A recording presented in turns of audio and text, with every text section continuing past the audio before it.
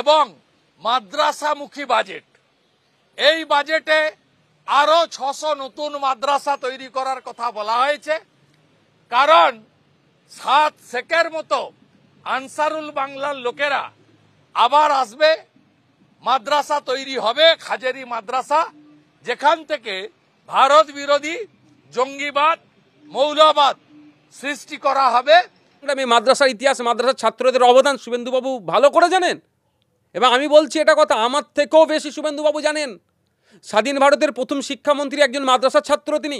যে আমরা প্রাইমারি শিক্ষা ব্যবস্থা যেটা আমূল পরিবর্তন হয়েছে সেটা যার হাত ধরে হয়েছে তিনি একজন মাদ্রাসা ছাত্র।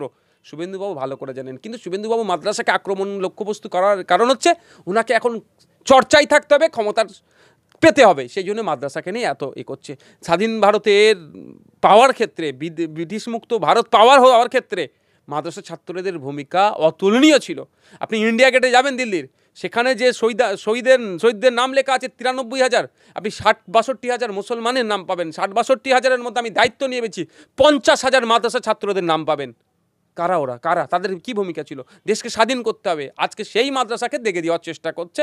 যদি শুভেন্দুবাবু ওই কথা বলে থাকেন আপনার কথা অনুযায়ী, আমি অনুরোধ করব প্রথমে মাদ্রাসার বর্তমান যে টিচারগুলো আছেন, মুসলমানরা নয়, মাদ্রাসাকে আক্রমণ করবে আর মুসলমানরা উত্তর দেবে না, মুসলমান টিচার নয়। আমি আশা করব মাদ্রাসায় যে সমস্ত নন মুসলিম টিচাররা আমাদেরকে পড়াচ্ছেন, আমিও মাদ্রাসার একজন ছাত্র, আমাকেও রমেশ স্যারের মতো স্যারেরা, আরও স্যারেরা আমাদেরকেও কিন্তু পড়িয়েছেন। আমরা তাদের জ্ঞান চিনার যে জ্ঞান দিয়েছেন, জ্ঞান অর্জন করেছি। তা আমার অনুরোধ যে সমস্ত শিক্ষা কেন্দ্রে মাদ্রাসাতে প্রায় 50% কিন্তু নন মুসলিম টিচার আছেন, তাদেরকে আমি সম্মান জানিয়ে বলছি তারা প্রতিবাদ করুন। কারণ মাদ্রাসা যদি জঙ্গি তৈরি হয়, 100টা টিচার থাকলে 50টা টিচার কম বেশি 50টা টিচার কিন্তু হিন্দু সমাজে, তাহলে একজনকে 100% জঙ্গি তৈরি করার ক্ষেত্রে তাহলে 50% কিন্তু নন মুসলিম টিচারের অবদান থাকছে শুভেন্দুবাবুর কথা অনুযায়ী। যদি এই কথা বলে থাকেন শুভেন্দুবাবু, আমি জানি না কি বলেছেন, তবে অনুরোধ করব সেই সমস্ত নন মুসলিম টিচারদের কাছে চুপ থাকবেন না। কারণ মাদ্রাসাতে আপনারা পড়াশোনা করাচ্ছেন, আপনারাও ছাত্র তৈরি করছেন, আপনার ছাত্র সম্পর্কে, আপনার শিক্ষা প্রতিষ্ঠানের সম্পর্কে বাজে মন্তব্য শুভেন্দুবাবু করছে, এর উত্তর আপনাকে দিতে হবে। আর একটা কথা আপনাদের জানিয়ে রাখি, এই মাদ্রাসা শিক্ষা ব্যবস্থাতে শুধু মুসলমানরা পড়াশোনা করেনি, প্রায় 10-15% নন মুসলিম ভাইরাও তাদের ছেলে মেয়েদেরকে মাদ্রাসায় পড়ায়। তাহলে মাদ্রাসা থেকে 100টা ছেলে যদি জঙ্গি তৈরি হয়, তাহলে 10-15টা তাহলে কোন সমাজের ছেলে জঙ্গি তৈরি হচ্ছে? শুভেন্দুবাবু ইচ্ছাকৃতভাবে এই ধরনের অবাঞ্ছিত মন্তব্য করছে শুধু মিডিয়াতে চর্চা হওয়ার জন্য। শুভেন্দু অধিকারীর দল এবং তৃণমূল কংগ্রেস দুটো দলই 2026-এ মুখ থুবড়ে পড়বে, সেই জন্য কিছুভাবে একটু নড়াচড়া করে বসার জন্য এই অপচেষ্টা চলছে। আর তাকে যোগ্য সাথ দিয়ে চলছে আমাদের রাজ্য সরকার। এই ধরনের কথা বলছে, কই রাজ্য সরকারের পক্ষ থেকে কোনো একটা স্টেটমেন্ট আপনারা পেয়েছেন? 600 মাদ্রাসা নাকি তৈরির উনি বলছেন, কই আমি দেখুন আমার বাজেট স্পিচ আমার কাছে আছে গভর্নরের, আপনি চাইলে আপনাকে আমি দেখাতে পারি। ওখানে নতুন মাদ্রাসা তৈরির কোনো জায়গা আমি দেখতে পেলাম না। রাজ্যে মাধ্যমিক পরীক্ষা এবং তার সঙ্গে সঙ্গে মাদ্রাসারও পরীক্ষা একই সঙ্গে চলছে, এবং আমরা দেখতে পাচ্ছি প্রত্যেকটি রাজনৈতিক দল, বিশেষত তৃণমূল কংগ্রেস, একেবারে কিন্তু গোলাপ হাতে দাঁড়িয়ে পড়েছেন প্রত্যেকটা স্কুলে, বিদ্যালয়ে এবং বিভিন্ন জায়গায় ভিড় করেছেন। আমরা সেই ছবি ইতিমধ্যেই সোশ্যাল মিডিয়া থেকে শুরু করে সংবাদ মাধ্যমে দেখতে পেয়েছি। কি বলবেন? আপনারাও তো বার্তা দিয়েছেন, শুভেচ্ছা বার্তা দিয়েছেন পরীক্ষার্থীদের জন্য, কি বলবেন?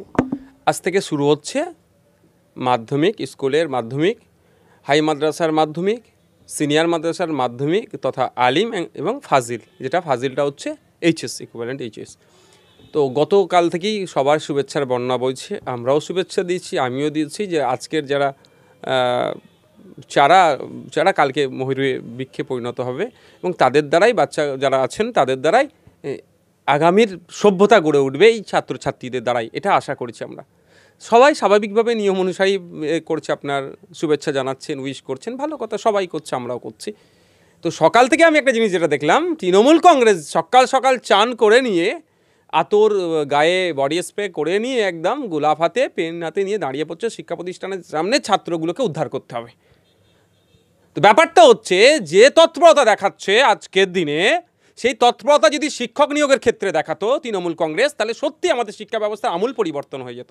আজকে যে তৎপরতা দেখাচ্ছেন তৃণমূল কংগ্রেসের নেতাগুলো, সেইগুলো যদি মাদ্রাসায়, স্কুলে যে পরিকাঠামোগত যে গ্যাপগুলো আছে সেইটা নিয়ে যদি তৎপরতা দেখাতো, তাহলে কিন্তু শিক্ষা ব্যবস্থা আমূল পরিবর্তন হতো। Contingency fund sorry composite grant শিক্ষা প্রতিষ্ঠানগুলোকে দেয়নি রাজ্য সরকার। কেন্দ্র রাজ্যের রেশিও আছে, কিন্তু রাজ্য সরকার তো দেওয়া দরকার, কেন্দ্রকে থেকে চাওয়া দরকার, না পেলে সংবিধানকে সামনে রেখে মামলা করা দরকার। এই কম্পোজিট গ্রান্ট না থাকার ফলে কী হয় জানেন, ওই ডাস্টার, চক, হ্যান ত্যান, বিদ্যুতের বিল এগুলো থেকে দেওয়া হয়, সেগুলো তো দিচ্ছে না। কিন্তু সকাল সকাল চান টান করে একদম গায়ে স্প্রে আতর টাতর লাগিয়ে দাঁড়িয়ে যাচ্ছে গোলাপ নিয়ে, তোমার বেস্ট তোমার করছে। যারা বাচ্চাগুলো পরীক্ষা দিতে যাচ্ছে খোঁজ নিয়ে দেখুন কতজনের স্কুলের বাংলা টিচার নাই, শিক্ষক শূন্য হয়ে পড়ে আছে। নিজের প্রচেষ্টায় বাচ্চাগুলো পড়াশোনা করে, ছাত্রছাত্রীগুলো পড়াশোনা করে পরীক্ষা কেন্দ্রে যাচ্ছে, আর এরা নাটক করার জন্য সামনে দাঁড়িয়ে যাচ্ছে। এই নাটক বন্ধ করতে হবে। একটা খুব ট্রোল হয় নাকি, নাটক কম করো প্রিয় না কী সব এটা বলে, সেই হচ্ছে। তো আমি তো বলবো তৃণমূলের দাদাদেরকে, প্রিয় নাটক কম করো, আরে টিচার নিয়োগের কথা বলো। ওইভাবে যদি তৃণমূল কংগ্রেস সকাল সকাল এই শিক্ষা প্রতিষ্ঠানগুলোর সামনে দাঁড়িয়ে একটা প্ল্যাকার্ড নিয়ে বলতো যে অবিলম্বে শিক্ষা প্রতিষ্ঠানের পর্যাপ্ত পরিমাণে শিক্ষক ছাত্র রেশিও মেনটেন করতে হবে, শিক্ষককর্মী নিয়োগ করতে হবে, স্বচ্ছতার সাথে নিয়োগ করতে হবে, এই দাবি যদি তুলতো না, সত্যি আমি আজকে তৃণমূল কংগ্রেসকে বাহাবা দিতাম। কিন্তু সমালোচনা এই জন্যই করছে, শুধু ফুটেজ খাওয়ার জন্য করছে।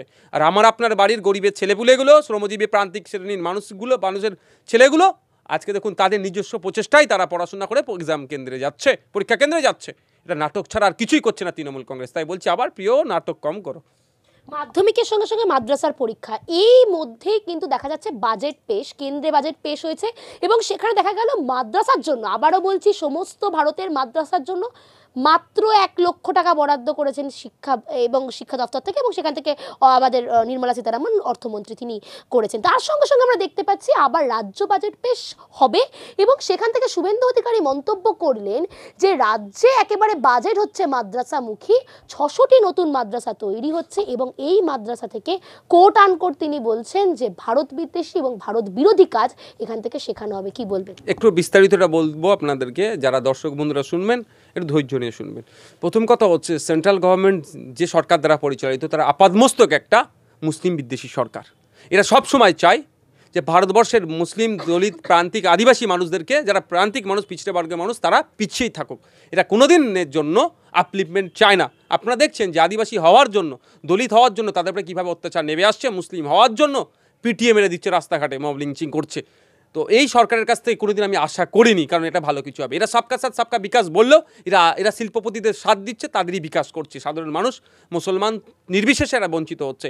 যে মাদ্রাসা শিক্ষা ব্যবস্থাকে সংবিধান শিক্ষিত, তাকে যেভাবে ধ্বংস করার চেষ্টা করছে, পার্লামেন্টে তো বিজেপি কিছু কথা বলবে না, মেনে নিলাম।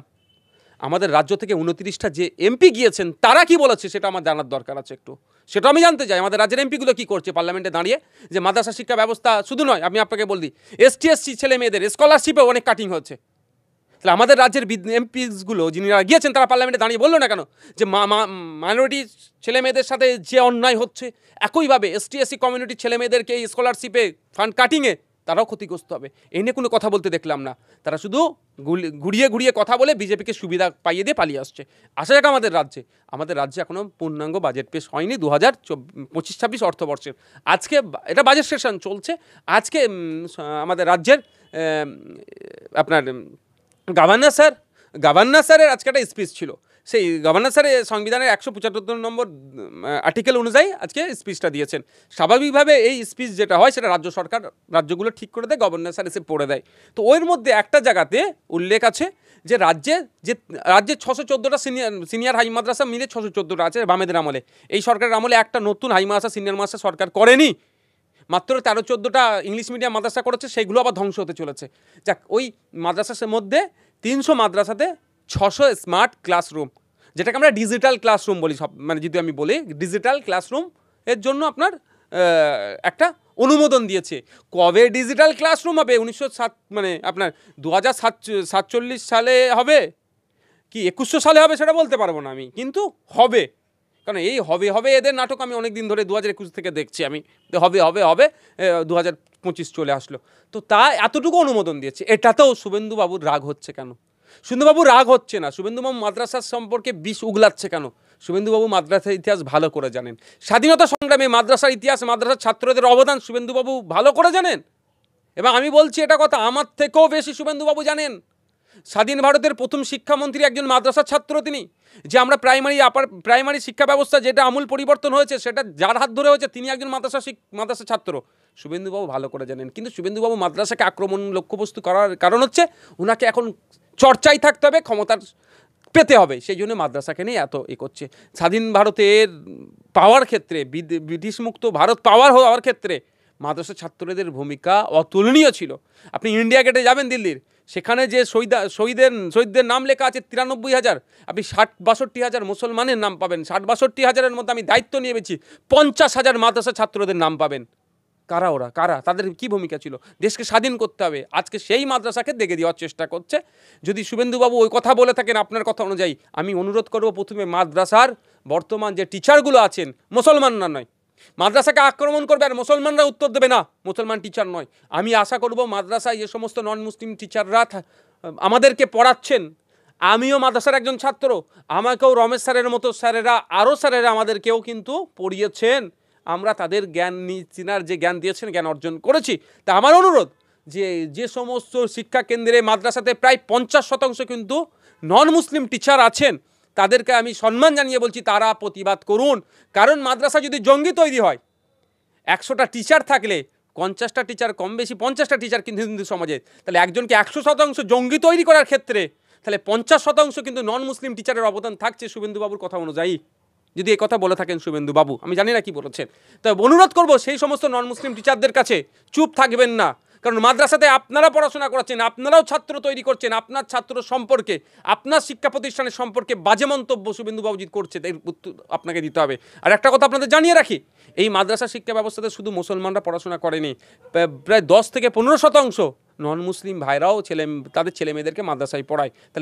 তাহলে মাদ্রাসা থেকে 100টা ছেলে যদি জঙ্গি তৈরি হয়, তাহলে 10-15টা তাহলে কোন সমাজের ছেলে জঙ্গি তৈরি হচ্ছে? শুভেন্দুবাবু ইচ্ছাকৃতভাবে এই ধরনের অবাঞ্ছিত মন্তব্য করছে শুধু মিডিয়াতে চর্চা হওয়ার জন্য।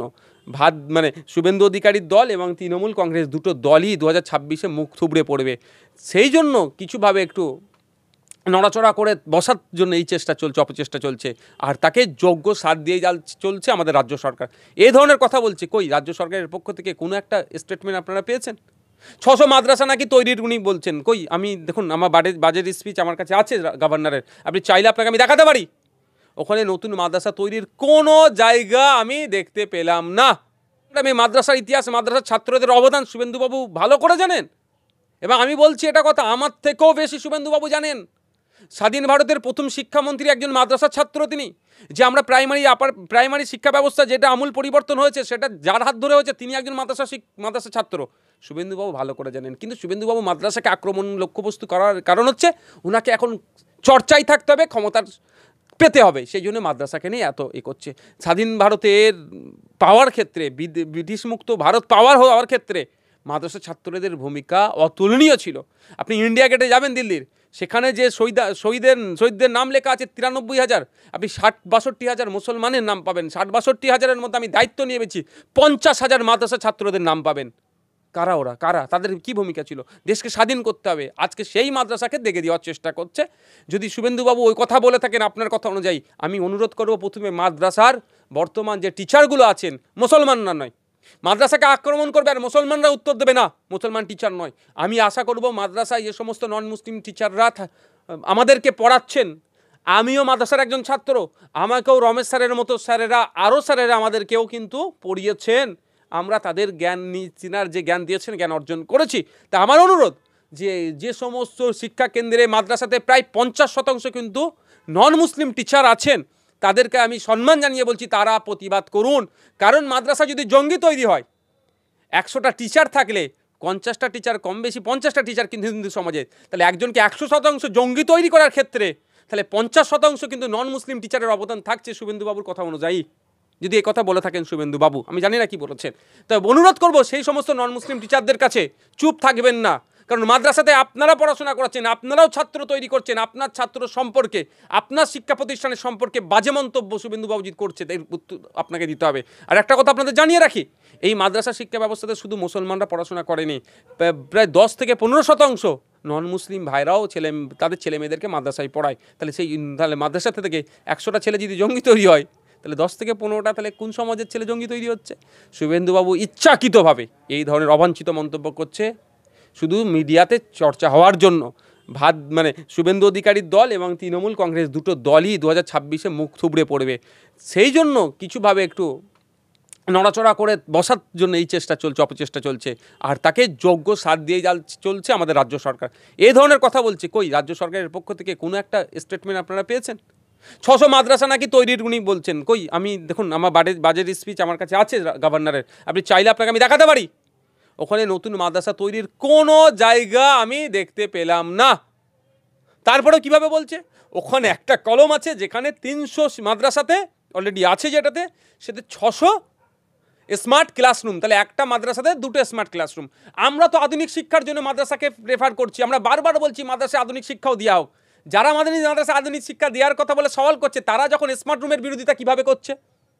বিজ্ঞানসম্মতভাবে মাদ্রাসা তো পড়ানো হোক, জোর দেওয়ার কথা আমরা বলছি, যদিও মাদ্রাসায় বিজ্ঞান পড়ানো হয়, আরও বেশি সায়েন্স ইকুইপমেন্ট দেওয়া হোক ওখানে, আমরা তো বারবার সওয়াল করছি।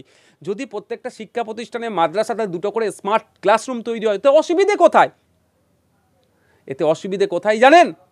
তাহলে শুভেন্দু বাবুদের রাজনীতি করতে অসুবিধে হবে। অসুবিধে কোথায়? শুভেন্দু বাবুরা যদি না রাজনীতি করতে অসুবিধা হয়, তৃণমূলেরও ভয় দেখানো রাজনীতিটা করতে পারবে না।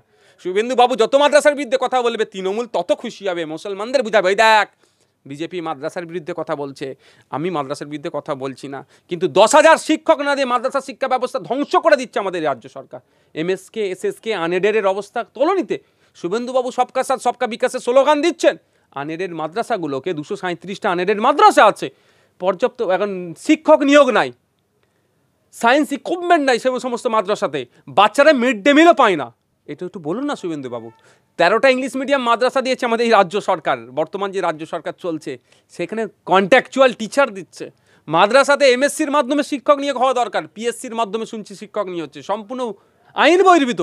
এ কথা শুভেন্দুবাবুর মুখে মানায় না। হ্যাঁ, তখন প্রথম দিকে শুভেন্দুবাবু যখন বিধানসভার বিরোধী দলের নেতা দায়িত্ব নিয়েছিলেন, যেভাবে উনি পারফর্ম করছিলেন, সত্যি আমি আশার আলো পেয়েছিলাম যে একটা বিরোধী দলনেতা হয়ে আসছে, সমগ্র বাংলার মানুষের কথা বলবে। কিন্তু শুভেন্দুবাবু ক্রমশ বিজেপি আর একটা নির্দিষ্ট ধর্মের মানুষের হয়ে কথা বলার জন্য মুখ হচ্ছেন। কিন্তু উনি আর যে পথটা, যে চেয়ারটা শুধু একটা নির্দিষ্ট পার্টি বা একটা নির্দিষ্ট দলের জন্য নয়, সমগ্র 10.5 কোটি মানুষের বিরোধী কণ্ঠটা উনার হয়ে ওঠা দরকার। দুর্ভাগ্যের বিষয় তিনি বিরোধী কণ্ঠ হয়ে উঠতে পারছেন না, তার ওই রাজনৈতিক ফায়দা না হয়তো ঠিক মতো পাবে না।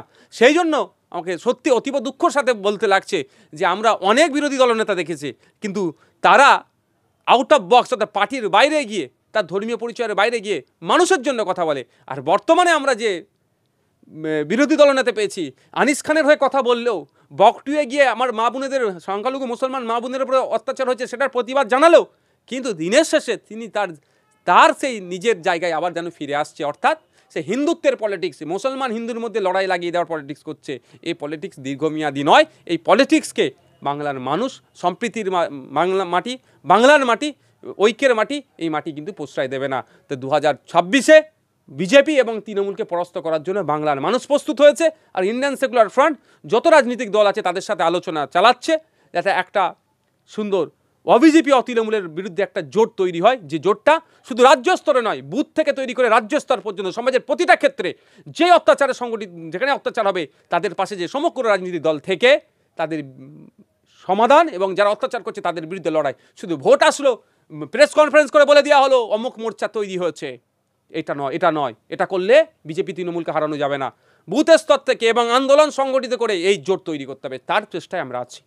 পাশাপাশি চমকপ্রদ জল্পনা বাম শিবিরে একেবারে তন্ময় ভট্টাচার্য বাম নেতৃত্ব তিনি সাসপেন্ডেড হলেন, এবং তারপরেই দেখা গেল বই মেলাতে তিনি বিজেপি স্টলে গেলেন, এবং সেখানকার ছবি কিন্তু ইতিমধ্যেই ভাইরাল। সেখানে গিয়ে তিনি সকলের বিজেপি নেতৃত্বদের সঙ্গে হেসে ছবি তুললেন, এবং তার সঙ্গে সঙ্গে 12টি বই কিনলেন যেখানে সম্পূর্ণভাবে আরএসএসের ইতিহাস এবং বিজেপির ইতিহাস রয়েছে। কোনোভাবে কি জল্পনা বারংবার বাড়ছে যে তাহলে কি তন্ময় ভট্টাচার্য এবার বিজেপি জয়েন করছেন, বিজেপিতে যুক্ত হবেন? কি বলবেন আপনি? কি বলতে চাইছেন যে তন্ময়বাবু 12টা বই কিনে বিজেপির আইডিওলজিটা আগে মুখস্থ করে নিক, কারণ এখন বামপন্থী আইডিওলজি কিছুটা হলেও ওনার মধ্যে তো আছে, সেটাকে হজম করে বিজেপিটাকে গিলার পরে যখন বিজেপিতে জয়েন করবে তো বিজেপির মতো কথা বলবে। ঠিক শুভেন্দুবাবু যেটা করলেন, একটা সময় ইফতার ছিলেন, ইফতার পার্টিতে অংশগ্রহণ করতেন, এখন ইফতার পার্টি তুলে দেওয়ার বিরুদ্ধে, মানে কোট আনকোট ওই কথা বলেনি, জাস্ট আমি উদাহরণের জন্য বলছি।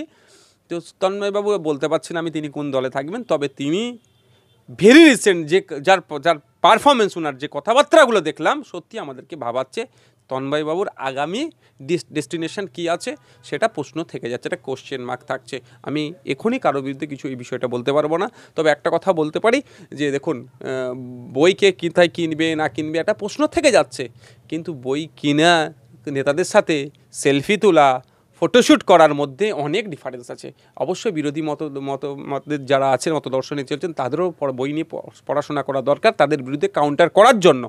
কিন্তু সেখানে গিয়ে তাদের স্টলে গিয়ে সেই সমস্ত নেতা নেত্রীদের সাথে দাঁত কেলিয়ে ছবি তোলা, মানে সরি আমি দাঁত কেলিয়ে ছবি তোলাটা আমি শব্দটা তুলে নিলাম, তাদের সাথে ছবি তোলা মানে কিছু একটা জল্পনা হয়তো অনেক হচ্ছে, সেটা আমি এখনই বলতে পারছি না। তার সঙ্গে সঙ্গে আরও একটি শেষ প্রসঙ্গে যাব। মমতা ব্যানার্জি সম্প্রতি তৃণমূলের একেবারে কমিটি মিটিংয়ে তিনি বলে বসলেন যে একবার করলে ক্ষমা করা যাবে, বারবার করলে ক্ষমা করা যাবে না। প্রসঙ্গ উঠল মদন মিত্রর, প্রসঙ্গ উঠল হুমায়ুন কবিরের মতো নেতাদের। কি বলতে চাইছেন, কি বার্তা দিতে চাইছেন 26-এর আগে? কিছুই হবে না। দলের শৃঙ্খলা কমিটির চেয়ারম্যান ছিলেন পার্থবাবু, তিনি এখন জেলে। তিনি শৃঙ্খলা ভঙ্গ করেছেন বলেই তো জেলে গিয়েছেন, তাকে এখনও বহিষ্কার করেছে দল থেকে। এটা ভাবতে পেরেছেন আপনারা? তাহলে দলের আর বাকি নেতাদের কাছে কী মেসেজ যাচ্ছে? যার নামে এই ধরনের গুরুতর অভিযোগ তাদের কাছে, যে অনুব্রতবাবু গরু পাচারের মামলায় অ্যারেস্ট হয়েছিলেন বা আরও আনুষঙ্গিক ছিল, সেই অনুব্রতবাবুকে বলেছে বীরের ন্যায় ফিরিয়ে নিয়ে আসবো। ফলে আর যারা আছে তারা বলার উৎসাহ হচ্ছে। তিনি দায়িত্ব নিয়ে বলুক তো যে এর পরে যে মুখ খুলবেন তাকে আমি সাসপেন্ড করবো, দল থেকে বহিষ্কার করবো, একবার বলতে পারবে? যে আরাবুল ইসলাম অধ্যাপিকাকে জগ ছুঁড়ে মেরেছেন, সেই আরাবুল ইসলামকে সাসপেন্ড করার কদিন পরে ফিরিয়ে নিয়ে এসছে, যদিও তিনি এখন সাসপেন্ডেড। তারপরে দেখুন আমরা পঞ্চায়েত সমিতির সভাপতি বানিয়ে দিচ্ছিল 2021-এ, আর সভাপতি হওয়ার জন্য কতক্ষণ করলো ভাঙড়ে আরাবুল শওকত সাহেবরা। যে শওকত সাহেবকে মমতা ব্যানার্জি নিজে সার্টিফিকেট দিয়েছে তুই তো বোম্বা দিস, সেই শওকত সাহেবকে এখন একাধিক বিধানসভার অবজারভার করছে, মানে নেতা বানাচ্ছে। এখন কি বোম্বাদা উনি ভুলে গেছেন? সেই শওকত সাহেবকে রাজ্য স্তরে নেতা বানাচ্ছে। তৃণমূল কংগ্রেসের যে যত বড় দুর্নীতি করবে সে তত বড় পদ পাবে, যত ফল স্টক করবে তার তত প্রমোশন হবে। ওইগুলো শুধুমাত্র এই পাবলিক সিম্প্যাথি নেওয়ার জন্য কথা বলছে।